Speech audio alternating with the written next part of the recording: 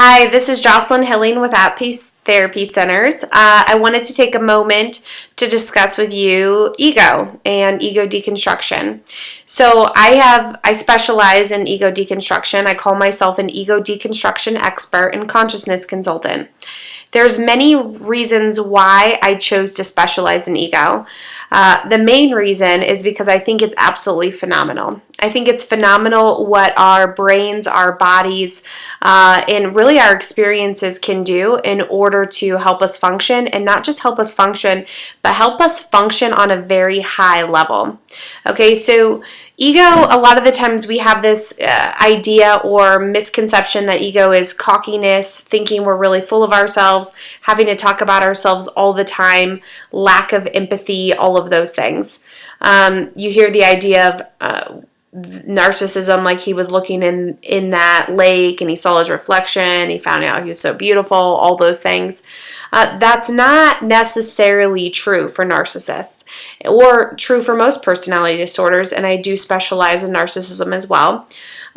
Here's the thing, is that every single person at their core is absolutely wonderful, amazing, and of course everyone that knows me knows that I love most people. And we start off this way at our core. We start off full of life, vibrant, and excited to live. And as we start to live our lives, we develop our ego. Okay, so every single person out there has ego. It looks different for each person. There's a point in time where we make a decision, whether it's conscious or subconscious, but we make a decision to use our ego or our shield in order to drive us to become more successful.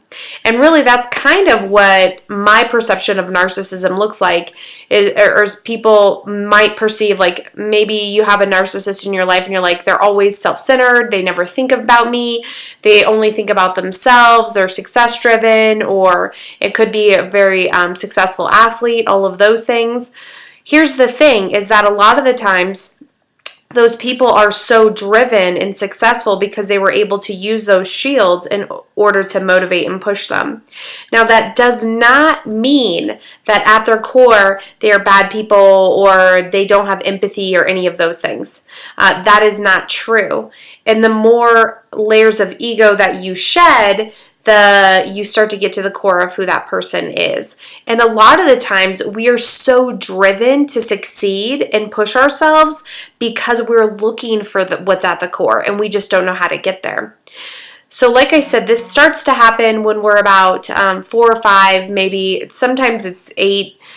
Usually it is an unconscious or subconscious decision that has been made in order to help you create a person that you think you should be. And a lot of the times this happens, it could happen because people tease you at school.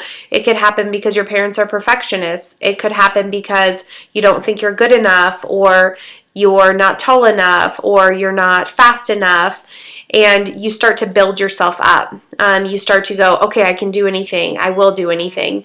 And during that process, your layers of ego start to build, okay? And ego is really what, like I said, what protects us. And I almost want to think of a different name for it sometimes because it has such a bad connotation. And depending on how much hurt you have, it looks like the layers of the onion get thicker and thicker and thicker and bigger and bigger and bigger. And as we begin to pull back those layers, then we start to get to what I would call our true self or true confidence. The amazing thing about ego isn't just like I said, a lot of times people that have a big ego, it doesn't necessarily even look like a cockiness. It could also look like fear and anxiety. So anything that protects you or keeps you away from your true self and keeps distance between you and other people is what I would define as ego. So a lot of the times, even our fear or anxieties of being vulnerable or being true is our ego keeping us from another person.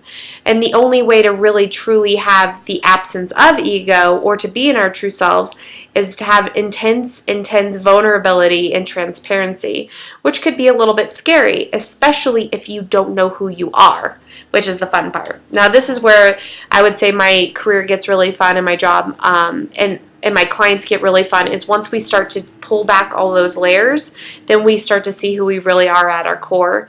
And when we start to see who we really are at our core, that's when true vulnerability takes place. We cannot truly be transparent or vulnerable if we have no idea who we are. And what I like to tell most of my clients is at a very young age, we have built a whole entire person that is not us, that we have lived our lives becoming. And this is true for a lot of people. And this person that we've created basically outside of ourselves, of ego, is a person that is built on our ideas, belief system, societal norms of how we should live our lives in order to be quote unquote happy.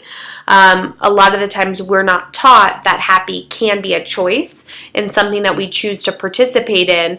Instead, when we're young, it looks like happy is something that we need to strive to be or become rather than choose and have.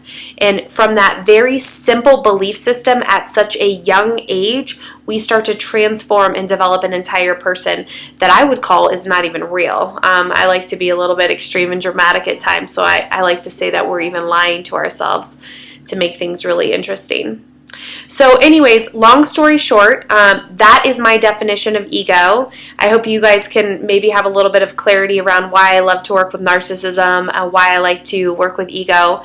To be honest, it's extremely rewarding when you see someone that has no idea who they are become who they are at their core, and you got to walk them through that process. Not only that, to see someone that could not be vulnerable and transparent become vulnerable and transparent.